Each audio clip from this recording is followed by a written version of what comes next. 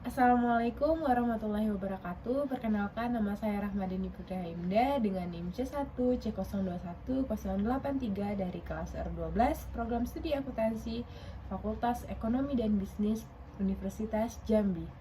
Baiklah, di sini saya akan membahas tentang pajak penghasilan pasal 21. Pajak penghasilan pasal 21 adalah pajak yang dikenakan atau dilewatkan terhadap wajib pajak orang pribadi dalam negeri atas penghasilan yang terkait dengan pekerjaan, jasa, atau kegiatan. Nah, penghasilan yang dimaksud meliputi upah, gaji, honorarium, tunjangan, dan pembayaran lain dengan nama dan dalam bentuk apapun. Subjek pajak penghasilan pasal 21 yang pertama adalah pegawai, lalu yang kedua ada penerima uang pesangon, pensiun atau uang manfaat pensiun, tunjangan hari tua atau jaminan hari tua termasuk ahli warisnya. Lalu yang ketiga yaitu bukan pegawai yang menerima atau memperoleh penghasilan sehubungan dengan pemberian jasa. Lalu yang keempat adalah anggota dewan komisaris atau dewan pengawas yang tidak merangkap sebagai pegawai tetap pada perusahaan yang sama. Lalu yang kelima adalah mantan pegawai. Lalu yang terakhir yaitu peserta kegiatan yang menerima atau memperoleh penghasilan sehubungan dengan keikutsertaannya dalam suatu kegiatan. Yang selanjutnya adalah objek pajak penghasilan pasal 21. Yang pertama yaitu penghasilan yang diterima atau diperoleh pegawai tetap baik berupa penghasilan yang bersifat teratur maupun tidak teratur. Yang kedua yaitu penghasilan yang diterima atau diperoleh penerima pensiun secara teratur berupa uang pensiun atau penghasilan sejenisnya. Yang ketiga yaitu penghasilan pegawai tidak tetap atau tenaga kerja lepas berupa upah harian, upah mingguan, upah satuan, upah borongan, atau upah yang dibayarkan secara bulanan.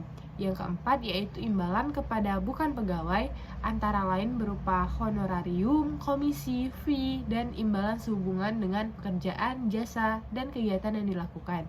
Lalu yang kelima yaitu imbalan kepada peserta kegiatan antara lain berupa uang saku, uang representasi, uang rapat, honorarium, hadiah, atau penghargaan dengan nama dan dalam bentuk apapun, dan imbalan sejenis dengan nama apapun.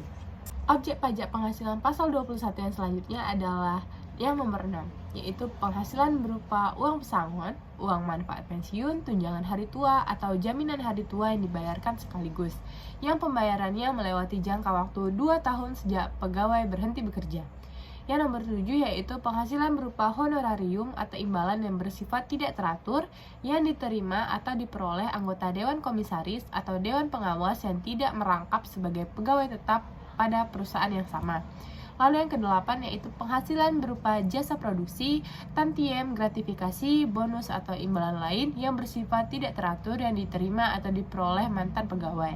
Yang kesembilan yaitu penghasilan berupa penarikan dana pensiun oleh peserta program pensiun yang masih berstatus sebagai pegawai dari dana pensiun yang pendiriannya telah disahkan oleh Menteri Keuangan. Yang terakhir yaitu semua jenis penghasilan nomor 1 sampai nomor 9 yang diterima dalam bentuk natura dan atau kenikmatan lainnya dengan nama dan dalam bentuk apapun. Yang selanjutnya yaitu penghasilan tidak kena pajak penghasilan pasal 21. Yang pertama yaitu pembayaran manfaat atau santunan asuransi dari perusahaan asuransi. Yang kedua yaitu penerimaan dalam bentuk natura dan atau kenikmatan dalam bentuk apapun diberikan oleh wajib pajak atau pemerintah. Lalu yang ketiga yaitu iuran pensiun yang dibayarkan kepada dana pensiun yang pendiriannya telah disahkan oleh Menteri Keuangan. Yang keempat yaitu zakat yang diterima oleh orang pribadi yang berhak dari badan atau lembaga amal zakat yang dibentuk atau disahkan oleh pemerintah.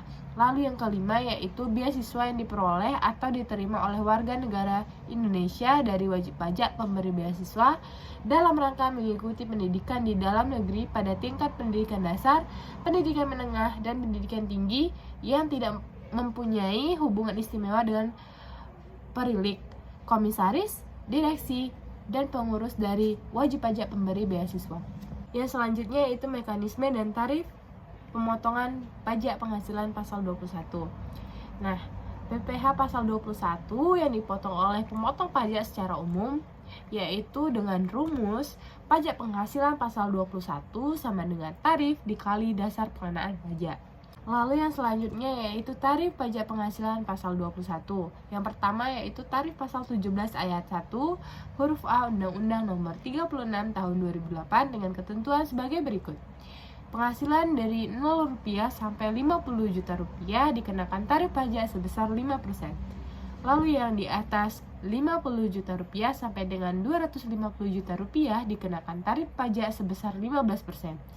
Lalu yang di atas Rp250 juta sampai dengan Rp500 juta dikenakan tarif pajak sebesar 25%.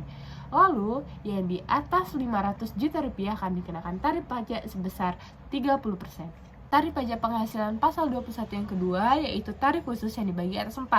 Yang pertama yaitu tarif khusus yang ditetapkan atas penghasilan yang bersumber dari APBN yang diterima oleh pejabat PNS, anggota TNI atau Polri, dan pensiunannya. Lalu yang kedua yaitu tarif khusus yang diterapkan atas penghasilan berupa uang pensiun yang diterima sekaligus.